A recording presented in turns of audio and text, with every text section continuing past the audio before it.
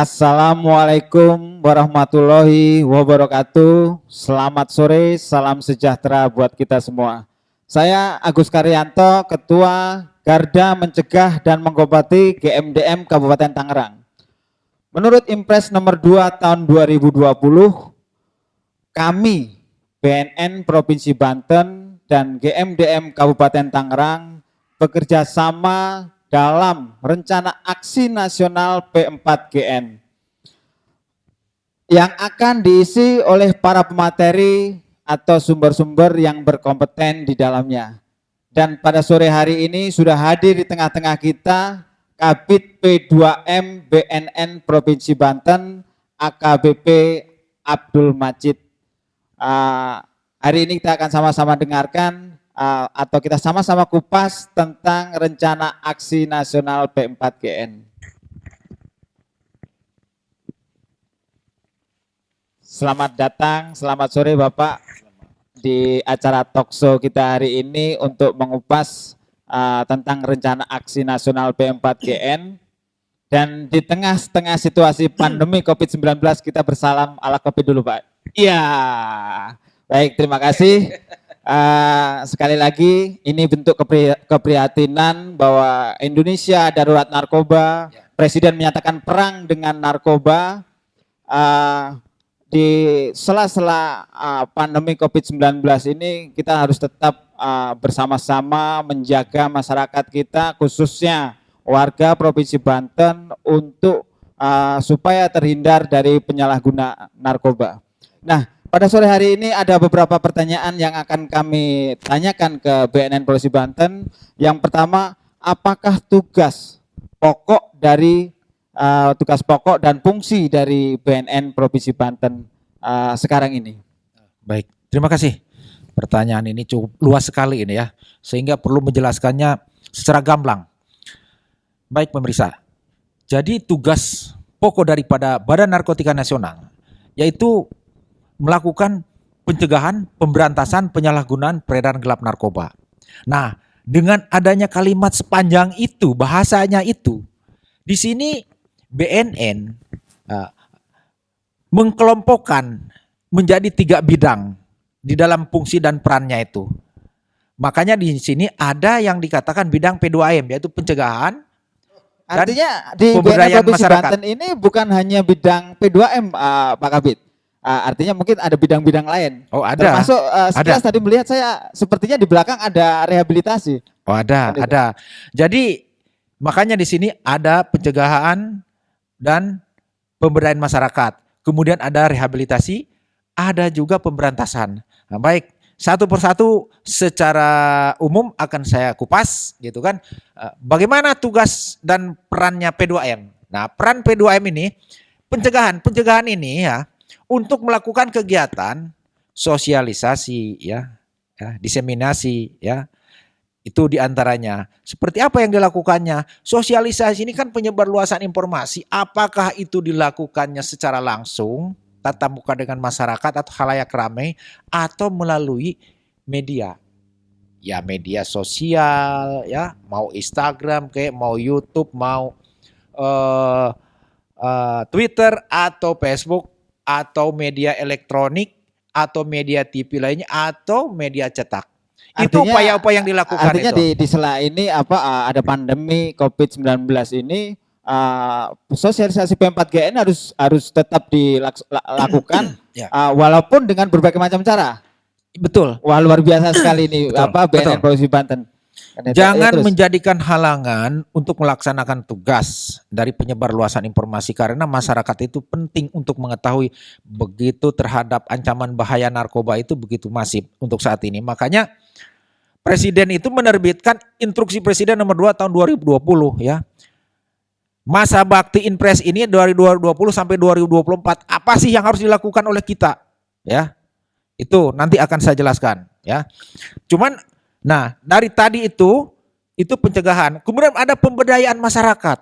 Pemberdayaan masyarakat ini ya, di sini BNN harus mampu bekerja sama dengan instansi pemerintah ya, atau dengan lingkungan pekerja ya, baik pemerintah maupun swasta, dengan lingkungan pendidikan maupun dengan lingkungan masyarakat. Nah ini, tiga lingkungan ini harus disentuh, harus ada kerjasama. Karena kalau tanpa mereka, betapa banyaknya tugas yang harus disampaikan, sementara kekuatan SDM BNN itu terbatas, anggaran terbatas, SDM-nya terbatas, jadi nggak akan sampai target kita. Tapi dengan ada metode yang kita buat, Artinya gini Pak Kabit, mungkin ya. Artinya dalam rencana aksi nasional P4GN ini terkait masalah pemberantasan atau pencegahan, itu sebenarnya berarti secara tidak langsung itu bukan hanya sekedar tugas dari mungkin kalau di sini BNN atau tugas dari TNI atau Polri. Artinya terkait masalah P4GN ini adalah tugas semua masyarakat untuk mengontrol supaya apa para bandar ini susah untuk mengedarkan narkoba khususnya di Provinsi Banten ini. Artinya butuh support dari semuanya, terutama dari kalangan masyarakat. Betul, karena di situ sudah diatur juga di dalam Undang-Undang Narkotik ya, Undang 35 tahun 2009, di dalam pasal 104 itu, di situ ada partisipasi masyarakat. Nah, artinya saya dengan masuknya partisipasi masyarakat di situ, maka inilah untuk menjadikan pegangan BNN untuk melakukan kerjasama. Artinya tanggung jawab pemberantasan penyalahgunaan peredaran gelap narkoba ini bukan tugas BNN aja, tapi tugas Anda juga selaku masyarakat, ya, selaku aparat-aparat yang lainnya. Makanya kita punya program ini untuk GMDN. Program kita ini selain untuk Desa Bersinar, rencana aksi nasional ini, kita juga punya program Sekolah Bersinar, sekolah bersih narkoba, seperti program yang sudah pernah kita lakukan, yaitu program Go to School. Itu kan sudah dilakukan oleh GMDM Kabupaten Tangerang dan kabupaten-kabupaten yang lainnya. Itu diantaranya, itu program. Sebenarnya kalau berbicara program-program BNN itu sendiri terkait masalah Desa Bersinar, Go to School, yang kami rasakan, kami domisili di Kabupaten Tangerang, itu memang terlihat dampak perubahan. Masyarakat sudah makin sadar, anak-anak sekolah sudah makin mengetahui bahwa orang memakai narkoba, kalau boleh saya sampaikan, cuma ada 3 pilihan. Mudah-mudahan jangan dipilih salah satunya. Orang memakai narkoba, satu pasti ditangkap polisi ketika ketahuan. Betul ya Pak Kabit ya? Yang kedua ketika ketahuan, ketika menjadi pecandu penyalahgunaan narkoba, yang kedua yaitu masuk rumah sakit karena menjadi pecandu. Yang ketiga, ini pilihan yang paling tragis. Yang ketiga, ketika orang menjadi pecandu narkoba, yang ujung-ujungnya pasti mati Pak Kabit. Nah, artinya ini 3 pilihan yang tidak harus dipilih. Mudah-mudahan masyarakat lebih sadar bahwa tidak ada untungnya orang memakai narkoba.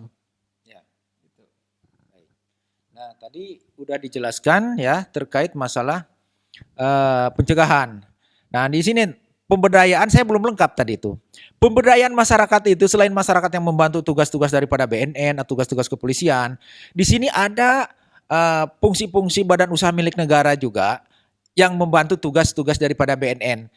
Ini mereka ada yang dikatakan badan usaha milik negara untuk negeri atau BUMN untuk negeri. Nah, mereka membantu BNN dalam hal pemberdayaan alternatif, misalkan kawasan rentan terhadap bahaya narkoba atau mantan pengguna narkoba atau mantan narapidana narkoba itu tidak boleh dikucilkan, kita ambil mereka. Nah, ini kita bina, kita latih, kita berikan keterampilan. Mohon maaf, ini di depan ini ada bunga, ini kayaknya suatu karya yang bisa mungkin disalurkan terkait masalah BUMN hadir untuk negeri. Artinya ketika orang menjadi daerah yang rentan penyalahgunaan narkoba ataupun orang yang mantan pecandu yang harus dibekali keterampilan. Mungkin salah satunya bisa dikasih contoh, ini hasil karya apa? Nah, ini salah satu contoh juga ini ya. Ini anak-anak binaan kami, mantan pengguna narkoba, mantan pecandu narkoba, di mana dalam hal ini BNN bekerja sama dengan BUMN, dengan instansi pemerintahan daerah, dengan instansi vertikal. Kita mengadakan kegiatan pelatihan keterampilan. Keterampilannya itu cara merangkai bunga, kemudian cara membengkel motor, tambal ban, atau cara membuat sepatu, membuat sendal, itu yang sudah kami lakukan. Itu diantaranya. Nah, dengan kemampuan keterampilan yang mereka miliki, itu mudah-mudahan bisa bermanfaat bagi yang bersangkutan untuk mencari nafkah selanjutnya atau kehidupan selanjutnya. Luar Itu. biasa sekali karena menurut pandangan masyarakat juga yang jadi masalah ketika orang sudah selesai untuk direhabilitasi, cuma ketika dikembalikan ke masyarakat tidak dibekali dengan keterampilan Ya. ataupun dipersiapkan untuk bisa berkarya. Karena Ya. kalau menurut pandangan kami, ketika orang pecandu diobati selesai sembuh dengan tidak dibekali keterampilan, itu akan sangat rentan kembali untuk kembali ke habitatnya untuk memakai Ya. narkoba lagi. Ya. Itu sangat luar biasa. Ya. Nah, itu tadi ya fungsi daripada pencegahan dan pemberdayaan masyarakat. Ada lagi fungsi yang dikatakan fungsi rehabilitasi, ya. Nanti secara detail sama orang yang lebih berkompeten ya di bidang rehabilitasi. Tapi secara umum bahwa pengguna ya atau korban kejahatan sindikat narkoba itu wajib direhabilitasi. Ya. Mekanisme dan teknisnya ada aturannya di dalam Undang-Undang Tindak Pidana Narkotika. Di mana di situ ada pasal 54, ada pasal 55, ada 103, ada pasal 127. Nah, di situ ya, pasal 127 itu pengguna narkoba itu ya, itu harus direhabilitasi. Artinya yang Ya. murni pengguna atau Murni pengguna. penyalahguna narkoba. Kalau Penyalahguna. bandar, kalau bandar bagaimana Pak Kabin? Kalau bandar ya harus Tembak mati ya? harus dihukum mati lah. Kalau Iya, bandar iya. sesuai Jadi dengan skalanya. Harus tegas juga kan Harus ini, tegas. kan itu, ya. Jadi kita juga berharap kepada hakim sesuai pasal 103 itu ya, Undang-Undang Tindak Pidana Narkotika. Jadi dapat istilahnya untuk memutuskan kepada pengguna narkoba itu untuk direhabilitasi baik secara medis maupun sosial.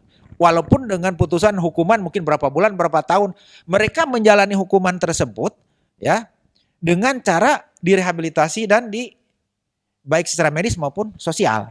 Ya, Itu. Jadi pertimbangan hakim itu dapat hakim itu untuk memutuskan begitu. Tapi kalau untuk pengguna, tapi kalau untuk bandar atau kurir ya hakim yang bisa menentukan sendiri. Kalau sudah bandar besar membahayakan keselamatan bangsa negara, ya gak usah ragu-ragu, harapan kita hukuman mati. Kenapa? Kalau gak hukuman mati, pemerintah berat juga nanti ngasih makannya. Seperti contoh sekarang, overload Ya. di lapas itu. Cobalah kita kerjasama ya dengan Kanwilkumham juga di bidang masalah narkotika itu, pencegahan, pemberantasan, penyalahgunaan gelap narkoba itu. Kita kerjasama yang baik.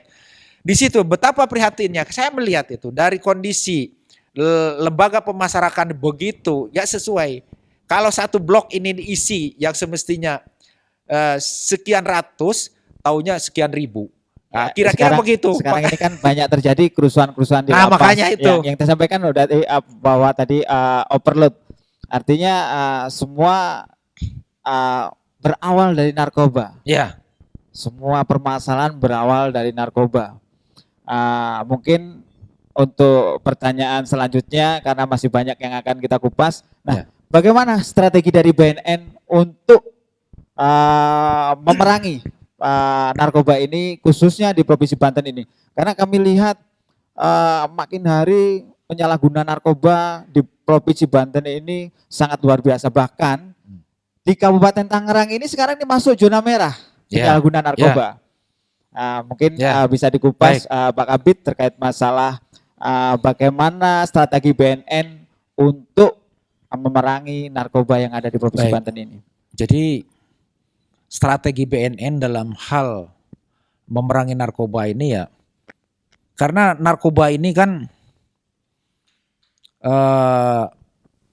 diatur di dalam Undang-Undang Tindak Pidana Narkoba itu. Artinya di sini pemerintah juga harus mampu menyediakan narkotik itu atau narkoba itu untuk kepentingan medis, untuk kepentingan kesehatan ya, atau untuk ilmu pengetahuan. Bukan berarti tidak boleh, boleh. Bahkan pemerintah itu harus mampu menyediakan ya. Sebatas tidak disalahgunakan. Iya, jangan disalahgunakan, makanya perlu pengawasan di situ. Pemerintah harus menyediakan narkotik itu untuk kepentingan medis, untuk pelayanan kesehatan, ilmu pengetahuan. Artinya manusia itu orang itu butuh obat-obatan juga ya. Ya, butuh. Orang sakit minum obat kan gitu, bukan orang sehat minum obat kan itu. Ya, itu diantaranya. Kemudian BNN itu harus mampu juga untuk melakukan pencegahan. Harus mampu untuk melindungi bangsa dan negara. Ya. Kemudian harus mampu melakukan pemberantasan. Ya. Seperti apa?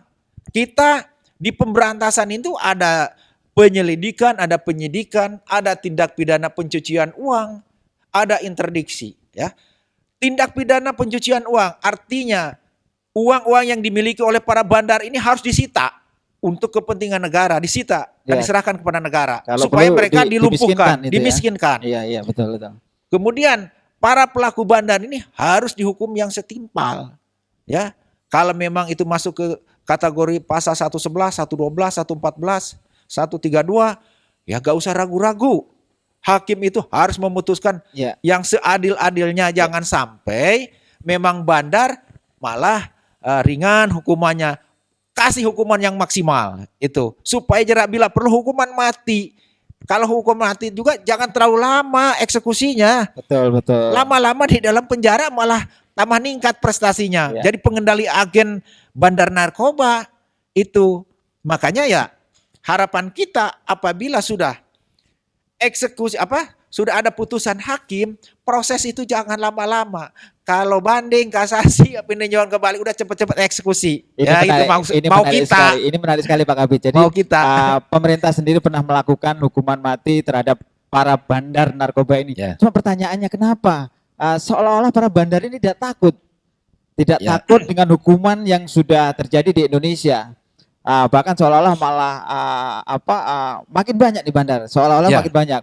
Nah, apakah bisnis narkoba ini sangat menggiurkan masyarakat Ya. sampai narkoba ini banyak masuk di Indonesia? Ya. Dan bahkan belum lama kemarin BNN Provinsi Banten ini memusnahkan 50 kg ganja. Ya. Artinya ya emang ini butuh penanganan serius Ya. karena di sini mohon maaf mungkin orang masuk ke dalam jerat narkoba karena tidak memiliki kesibukan atau pekerjaan, akhirnya tergiur oleh Ya.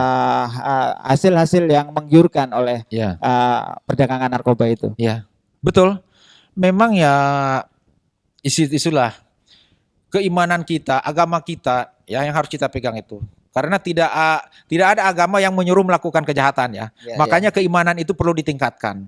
Orang yang tidak punya iman atau imannya lemah itu akan tergiur ya. Karena di situ iming-imingnya begitu besar ya. Jangankan orang yang memang keterbatasan ekonomi atau lapangan kerjanya nggak punya misalkan ya. Orang aparat saja bisa tergiur. Kalau memang imannya kurang karena begitu besar disparitas harganya. Salah satu contoh, harga narkotik misalkan atau sabu ya di Tiongkok itu cuman antara 20 juta sampai 50 juta. Begitu masuk ke Indonesia 1,5 M. 1,5 M. 1,5 M. Ya. Di Iran 50 juta ya. 1 kilonya. Di kita 1,5 bahkan sampai 2 M sekarang. Nah, bagaimana upaya-upaya BNN dalam melakukan pencegahan ini? Kita melakukan kegiatan interdiksi, pencegatan di perbatasan karena 80% ya penyelundupan itu melalui jalur laut, jalur darat. Kalau ke udara ada border di situ, ya. Banyak pengawasannya di situ. Makanya cuma 20%. Kalau orang berani lewat ke bandara itu di situ kebanyakan gagal untuk masuk karena begitu banyak monitoringnya di situ ya. Mungkin kalau lewat jalur bandara segala macam itu agak susah lah untuk penyelundupan barang-barang terlarang itu. Tapi di Banten ini sendiri kan jalur-jalur tikus itu banyak. Ada pelabuhan-pelabuhan kecil, nah kan kepulauan-kepulauan di Indonesia. Betul. Mungkin bisa juga transaksi di tengah laut. Nah, ini strategi apa yang dilakukan oleh BNN Provinsi Banten ini? Ini sudah kami lakukan ya. Memang Banten ini memiliki pantai yang begitu luas, 530 mil ya, pantai dari perbatasan Jawa Barat sampai DKI Jakarta itu, hampir 900 kilo ya. Nah di sini memang ya kita kerjasama juga dengan pihak kepolisian Airut ya. Kita melakukan kegiatan interdiksi atau patroli di perairan yang dianggap rawan. Dulu pernah dapat informasi ya, mau ada penyelundupan dari Tiongkok ya. Kita kerjasama dengan Airut, dengan Bakamla, ya, bahkan dari Mabes Polri, dari BNN RI juga turun tangan semua. Dengan adanya informasi mau masuk, udah masuk ke kita. Nah, kita pantau, kita bergerak di laut bersama Airut dengan Bakamla. Sehingga pada waktu itu tahun 2018 ya, Ya. itu yang mau masuk ke Banten nggak jadi, nyebrang langsung ke Australia. Turun 1 ton, informasi yang kami dapatkan di Australia. Sisanya balik lagi ke Indonesia karena yang dikirim dari Tiongkok itu 3,5 ton. Artinya 1 ton sudah turun di Australia, kembali lagi ini 2,5 ton. Masih nggak bisa masuk karena kita interdiksi, kita jaga di perbatasan terus. Balik lagi ke Sumatera, mau balik ke negara mereka, kena Mabespori dengan BNN di Riau dulu itu. Ya, yang artinya 2,5 ton di BNN itu. Polres Banten ini itu. melakukan strategi-strategi dengan menjalin komunikasi Ya. dengan stakeholder yang Ya, di daerah-daerah perbatasan Ya, segala macam betul. gitu ya. Nah, ini sedikit mengutip kalau boleh tahu nih. Jadi sabu itu sekarang ini yang lagi marak di tengah-tengah masyarakat, Pak Kabit. Nah, kalau ibarat kata nih, ada lolos 1 kilogram sabu, itu idealnya kalau orang pemakai narkotika jenis sabu, itu kalau 1 kilo itu untuk dikonsumsi berapa orang gitu? ya, itu kan secara umum mereka itu jual paket ya. 1 paket itu rata-rata ya, Ya. 1 gram itu ya. 1 gram itu biasanya dikonsumsi minimal oleh 1 orang, kadang-kadang bisa orang 4 Orang berbagi. 4, artinya kalau Eh. 1 kilo berarti Ya, 4.000 ya hitung orang. aja. Artinya ketika BNN bisa menyita atau merampas Nah. sabu 1 kilogram, berarti artinya BNN ini menyelamatkan Ya. nyawa 4.000 orang. Luar Ya biasa kira-kira sekali begitu. ini. Ya, Ya. itu kira-kira begitu ya. Dan untuk selanjutnya yaitu rencana yang akan dilakukan oleh BNN, ke depan. Apalagi di situasi COVID-19 ini Ya. harus tetap bergerak Ya. karena kami punya kekhawatiran selaku masyarakat, Ya. kami selaku penggiat dan selaku masyarakat ada kekhawatiran. Ya. Karena yang sekarang ini kami tangkap, pemerintah ini lagi concern atau fokus dalam satu masalah COVID-19. Ya. Nah, ini ada kekhawatiran bahwa situasi seperti ini dimanfaatkanlah oleh bandar-bandar itu Ya, ya. untuk memasukkan barang-barang terlarang itu ke Indonesia Ya. untuk diedarkan, karena Ya. nggak menutup kemungkinan ini adalah celah kekosongan Ya. konsentrasi lah kan itu. Ya. Baik. Jadi ini tetap konsisten sekalipun kita sedang diserang wabah corona ya. Untuk melakukan monitoring, melakukan penyelidikan tetap berjalan kita itu. Ya, ya. Karena kita juga melakukan penyelidikan ini melalui teknologi ya. Ya. Itu melalui tapping itu ya. Nah, tapi kita rencana aksi ini tetap akan dilaksanakan. Mudah-mudahan kita ini ya corona ini tidak berlanjut terlalu lama ya. Amin, Mungkin amin, amin. sebulan 2 bulan harapan kita itu udah tuntas. Amin, Makanya amin, pemerintah sudah mengadakan PSBB sekarang. Intinya masyarakat itu harus patuh dengan peraturan pemerintah, kebijakan pemerintah supaya cepat tuntas. Kita punya rencana aksi nasional ini kan kita ini sesuai instruksi presiden. Di situ kan yang diperintahkan ini kan bukan BNN saja. Semua kementerian lembaga ya, yang setingkat menteri ya, termasuk Pemda. Nah, itu sudah diperintahkan oleh presiden itu untuk melakukan rencana aksi nasional P4GN. Nah, di mana di situ dukungan anggaran juga kan sudah jelas ada.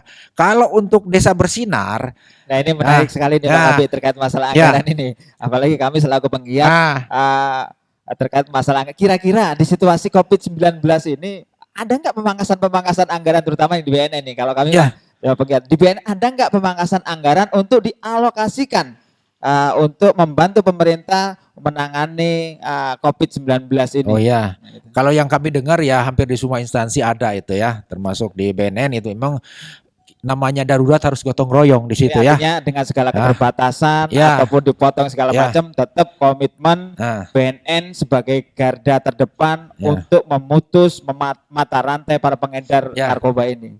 Ya, ya itu tetap kita jalan. Ya, harapan kita juga sesuai instruksi presiden ini kan, di mana kita punya program rencana aksi nasional itu sampai ke tingkat desa kan. Desa itu harus mampu menyelenggarakan kegiatan Desa Bersinar sesuai instruksi presiden, bahkan Kementerian pedesaan, Mendagri di situ sudah mendukung, peraturan Mendagri juga sudah ada untuk fasilitasi P4GN. Di mana dalam hal ini mudah-mudahan karena kita ini harus didukung rencana aksi nasional itu selain ya para penggiat birokrasi untuk melakukan kegiatan sosialisasi, pemerintah daerah juga harus mendukung yaitu dengan supaya kepala desa itu tidak takut untuk melakukan menyerap anggaran untuk kegiatan P4KN. Harapan kita Perda di Banten ini yang dari Perda Banten ini ya supaya bisa ditandatangani oleh gubernur gitu. Karena di tingkat kabupaten kota kita juga Perda belum ada. Kita memang sudah disahkan oleh DPR, sudah dapatkan registrasi juga ya dari Kementerian Dalam Negeri, tapi sampai saat ini belum ditandatangani oleh gubernur. Kami tunggu juga supaya para kepala desa atau birokrasi itu tidak takut untuk melakukan kegiatan P4GN ini dengan mengalokasikan anggaran. Itu kan anggaran Artinya ketika APBD, pemerintah APBN gitu kira-kira begitu. Artinya ketika pemerintah menyatakan dengan perang dengan narkoba, artinya ya kita harus perang menggunakan segala macam cara, segala macam kemampuan, termasuk finansial sampai ke kalangan sampai tingkat desa harus bersama berjuang untuk memutus mata rantai supaya tidak masuk ke anak-anak generasi penerus bangsa ini. Ya. Masih? Oke. Jadi itu tadi ya, jadi rencana aksi itu, jadi selain sosialisasi, regulasinya tadi itu, regulasi itu ya peraturan daerah, kami berharap supaya bisa cepat terlaksana atau bisa ditandatangani sehingga punya keleluasaan kepala desa atau OPD yang lainnya untuk melaksanakan kegiatan P4GN karena salah satu aturan dari pemerintah daerah juga itu mendukung. Ya artinya regulasi sudah menyentuh sampai tingkat desa, ada yang namanya Permendes ya Pak Kabid ya. Nah, cuma kalau kami lihat ini para kepala desa ini agak malu-malu nih Mas Yani untuk melaksanakan P4GN ini menggunakan sesuai dengan Permendes itu bahwa anggaran dana desa itu masuk skala prioritas salah satunya untuk P4GN. Mungkin lebih dibutuhkan sosialisasi lebih mendalam lagi mungkin dari pemerintah terkait masalah anggaran itu karena itu memang namanya perang segala macam harus membutuhkan anggaran dan pemerintah mengeluarkan regulasi sampai ke tingkat desa. Cuma yang kami baca masih agak malu-malu nih desa-desanya nih kan itu. Ya, pada umumnya ya mereka itu banyak yang belum paham juga ya. Makanya selain Permendagri ya, kemudian Permendes di situ kan ada alokasi dana desa itu yang dimana dalam hal ini untuk kepentingan kesehatan. Narkoba ini itu masuk kepada kolom itu ya. Dengan memerangi narkoba ini kan itu bagian daripada kolom untuk menjaga stabilitas kesehatan di lingkungan masyarakat pedesaan. Supaya jangan sampai terpapar dengan kalau sudah dengan narkoba masuk kan itu orang sudah tidak sehat lagi. Itu kan kira-kira begitu. Jadi harapan kita untuk para kepala desa itu sekalipun peraturan daerahnya belum ada, kami himbau untuk berani mengambil sikap perang terhadap narkoba, mampu mengambil anggaran selama itu bisa dipertanggungjawabkan secara hukum. Anggaran pedesaan itu untuk kepentingan pencegahan, pemberantasan, penyalahgunaan peredaran gelap narkoba. Kami dukung. Gak usah takut-takut karena udah ada instruksi presiden gitu. Betul menarik sekali Pak Kabid. Mungkin terakhir dari kami sedikit himbauan atau mempertegas ke masyarakat bahwa jangan pernah sekali-kali menggunakan narkoba karena berprestasi tidak menggunakan narkoba. Tidak ada judulnya orang berprestasi menggunakan narkoba.